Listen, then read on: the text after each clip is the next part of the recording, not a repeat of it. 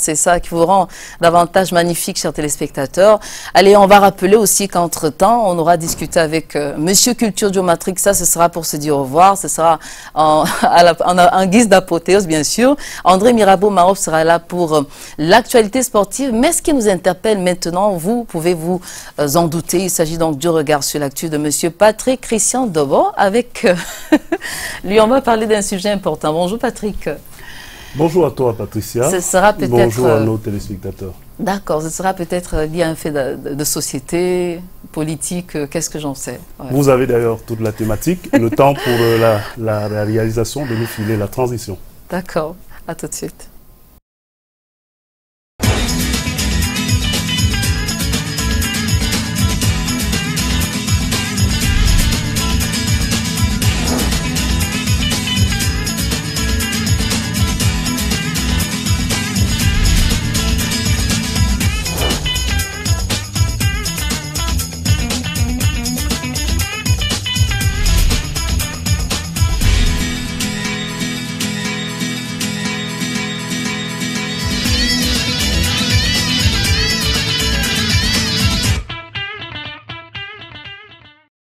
Oui, c'est à la suite de la grève pour l'électricité qui a prévalu dans la partie est du pays. Et on est en droit de dire quand même que c'est une poudrière électrique. Ce ne serait pas exagéré, non, Patrick Christian? Peut-être pas exagéré au regard du potentiel qu'on a en matière, n'est-ce pas, d'énergie de ce côté-là, notamment le potentiel hydraulique.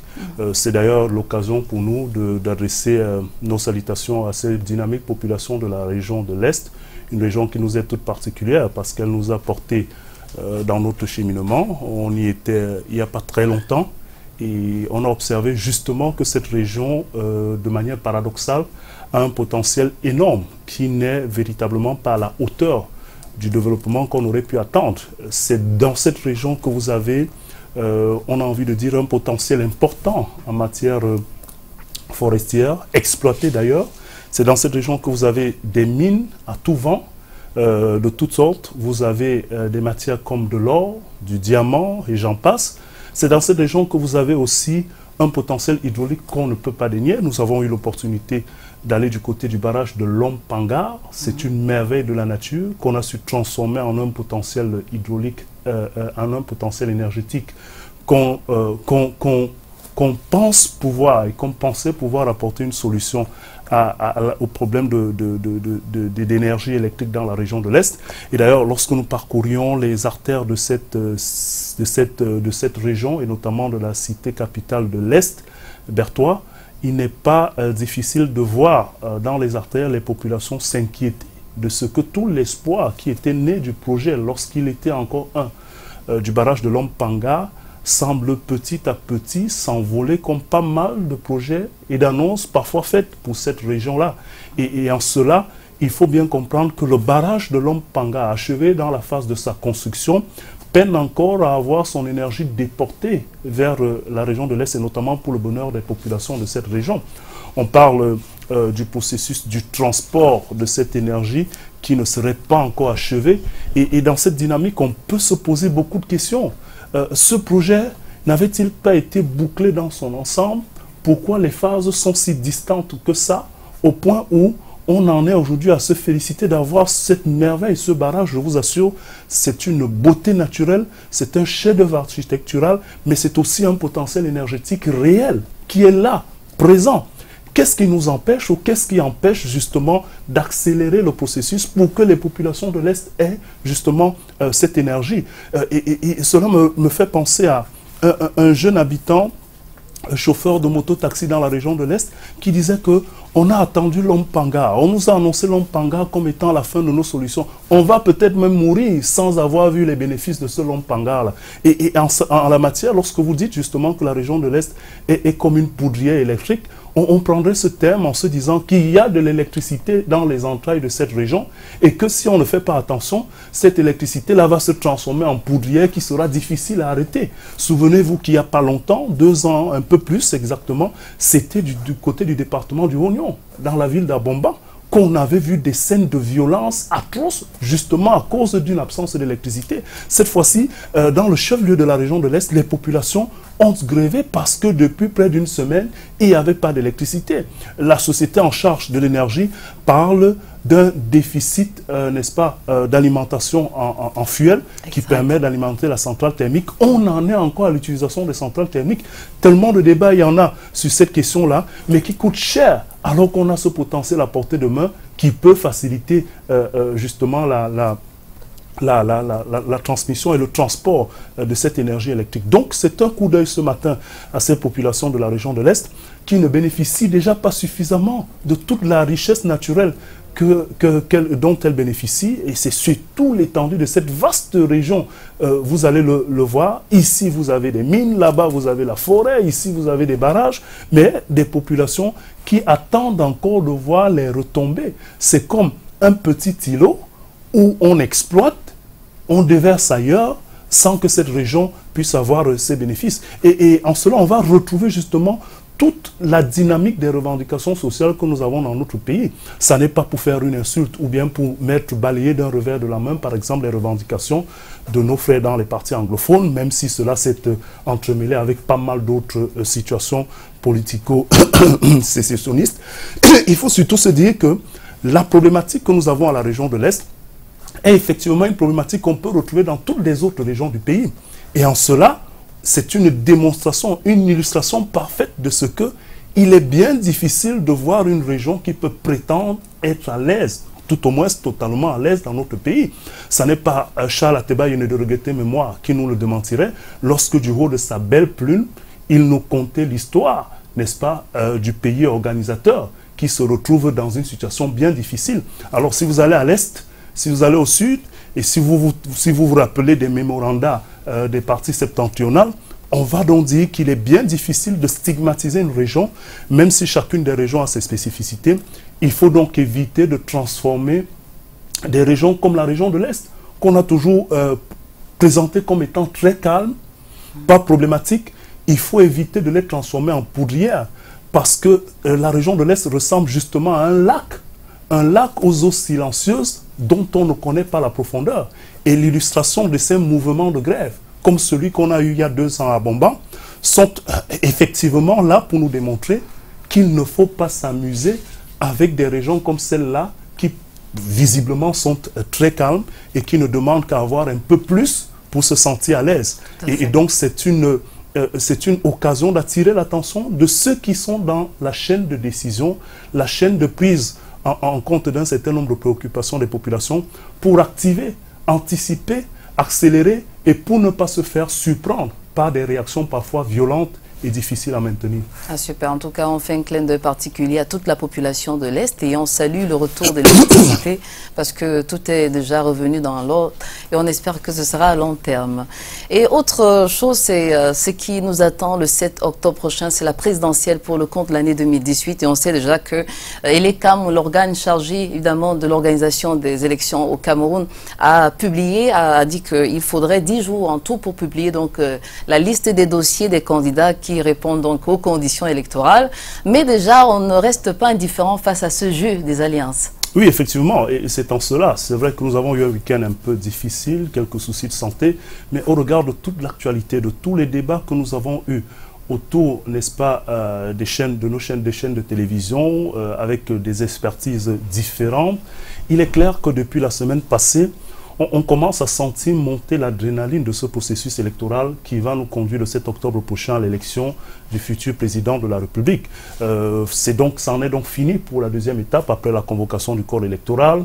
Il y avait les délais pour le dépôt de candidature. On attend la validation par le Conseil électoral et éventuellement un contentieux préélectoral s'il y en a qui vont se sentir du tout pas d'accord avec la sentence qui viendrait du Conseil électoral. Il faut surtout se dire, et ça je voudrais partager avec une parole d'un de nos confrères de la presse camerounaise en ligne, Armand Oukok, qui disait que le temps de cette élection présidentielle, certainement beaucoup de nos compatriotes vont avoir des AVC. Des AVC parce que de revirement à positionnement en jeu d'alliance, on doit pouvoir s'apprêter à vivre toutes les situations. Et même désistement. Toutes les situations et même désistement parce que, à la vérité, nous n'avons pas qualité pour juger le positionnement des uns et des autres. Cela peut participer de leur idéologie, des négociations visibles ou invisibles. Cela peut participer également même d'une orientation stratégique contextuelle. Mais à la vérité, il est clair que certains des fanatiques vont certainement avoir des AVC. Parce que le jeu des alliances, qui n'est peut-être pas dans ses premières apparitions chez nous, on en a eu d'autres par le passé, des plateformes qui ont permis d'avoir même des majorités gouvernementales, ce jeu des alliances va aller s'accentuant. Les prémices ont déjà été senties avec justement le G20 qui a déclaré son amour ou ses amours pour le champion du RDPC, ce qui n'est pas pour déplaire justement au parti actuellement au pouvoir. Il y a des contestations en face, il y a des diatribes, il y a des propos qui sont tout de même alarmants. Parce que lorsqu'on a fini de regarder ces jeux des alliances qui se font, ce jeu des alliances qui se fait, et lorsqu'on a fini peut-être de se surprendre ou bien de se laisser emporter par la position d'un certain nombre de leaders politiques ou de figures qui dans le passé nous ont paru quand même assez acerbes dans les propos vis-à-vis du régime et de l'homme qui guide le pays actuellement, on peut se sentir embêté. Mais lorsqu'on prend un peu de recul et qu'on a une lecture de la politique comme étant un jeu, des mutations, d'un dynamisme, on se dit, eh bien, ça peut arriver, même si cela arrive par des personnes qui sont souvent les plus extrêmes. Et les mutations en matière politique partent souvent de l'extrémisme pour l'autre bout de l'extrême. Et c'est ce qu'on constate aujourd'hui. Mais ce qu'il faut quand même décrier, c'est en parcourant, bien évidemment, les réseaux sociaux, les réactions qu'on a, on a justement l'impression que l'intolérance est en train de franchir son pic. Il y a des propos qui sont adressés à ceux-là qui nous plongent véritablement dans une situation quasiment de haine. C'est en croire que le jeu politique, le jeu des idées, des opinions et même des orientations par rapport à la marche de notre pays se transforme en arène de guerre où des gens sont prêts à sortir des machettes pour peu que quelqu'un ne soit pas de leur avis, ou pour que quelqu'un ait même changé d'avis. On peut le lui concéder, peut-être avec toute la critique nécessaire dans sa démarche, parce qu'en politique, il est quand même important d'avoir une cohérence dans la durée et sur le temps, en fonction du projet que vous présentez à vos compatriotes. On peut être déçu, on peut le clamer, et il n'y a pas autre manière que de le manifester par les unes, lorsque ceux-là reviendront vers vous. Mais les propos qu'on voit, et parfois des personnes insoupçonnables dans ce refus ou dans ce rejet de ce type d'alliance nous inquiètent plus que ce type d'alliance qui peut être défavorable pour l'opinion publique. Cela nous inquiète parce qu'on a l'impression que chacun de nous a une machette sous son lit, prêt à découper l'autre pour peu qu'il ait une orientation qui soit différente de la nôtre. Vous pouvez cheminer politiquement avec quelqu'un pendant 10 ans et pratiquement au bout de votre chemin, il vous démontre qu'il a choisi une autre orientation. Cela reste de la politique. Est-ce pour autant que nous allons nous découper parce que nous ne sommes pas d'accord? Et en cela, il faut peut-être qu'on se ressaisisse. Il faut qu'on se ressaisisse et qu'on se dise que, de toutes les façons, cela ne reste que le jeu politique. Et que dans le jeu politique, on a affaire à toutes les alliances. Même si parfois la moralité fait défaut, il faut pouvoir corriger cette absence de moralité par les réponses à travers les unes. Maintenant, le contexte, les conditions, l'environnement de l'exercice de ce droit de vote ou de ce droit de sanction peut faire l'objet d'un débat. On peut revendiquer que cela soit amélioré, mais il est important, surtout dans le contexte de tension que nous vivons, de faire en sorte que nous évitions de tomber justement dans ces propos haineux et dans ce regard qui voudrait que nous voyons en l'autre, dans sa différence, un homme à abattre à tout prix et par tous les moyens. D'accord. En tout cas, ce qu'on retient, c'est que c'est un sujet qui suscite beaucoup de réactions, qui fera couler par Madame Cré de salive, parce qu'on sait que l'échéance, c'est pas si loin, c'est le 7 octobre prochain. Oui. Et puis, c'est clair aussi que la date officielle pour ce qui est des campagnes est fixée pour le 24 septembre. Oui, écoutez, ce sera 2 semaines avant la date du scrutin. Exact. Le programme est bien connu. Nous ne sommes pas encore en campagne, mais on voit très bien que, et depuis même avant la convocation du corps électoral, les uns et les autres sont en déploiement. Ce qu'il faut surtout craindre, c'est de voir monter une adrénaline à travers un certain nombre de propos que nous voyons qui soient difficilement contenables pendant la période de campagne.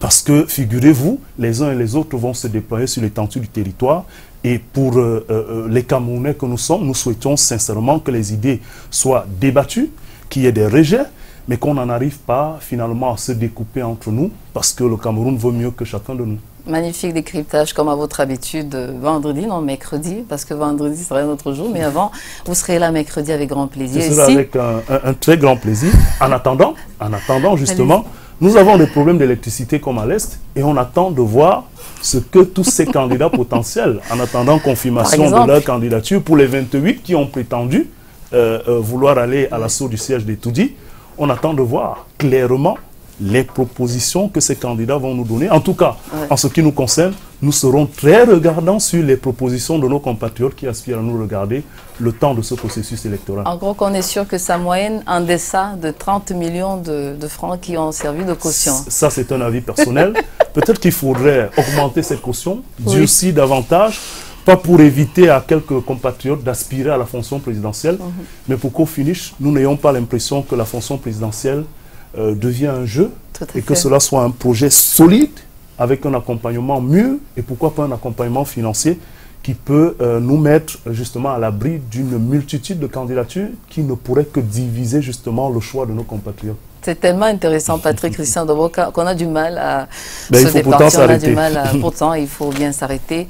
Et pas pour autant parce que mercredi, on pourra poursuivre. Pourquoi? En fonction de l'actualité, bien sûr, et du développement de ce processus électoral, pourquoi pas un autre sujet? Il n'y a pas que la politique, même si elle est au centre de toutes les décisions. On verra. Et vous savez vous y prendre, Patrick Christian Dobo. Si au sortir de ce studio, vous croisez des Apollinaires, des Brigitte ou encore des gens, dites-leur bien de choses parce qu'ils sont à l'honneur aujourd'hui.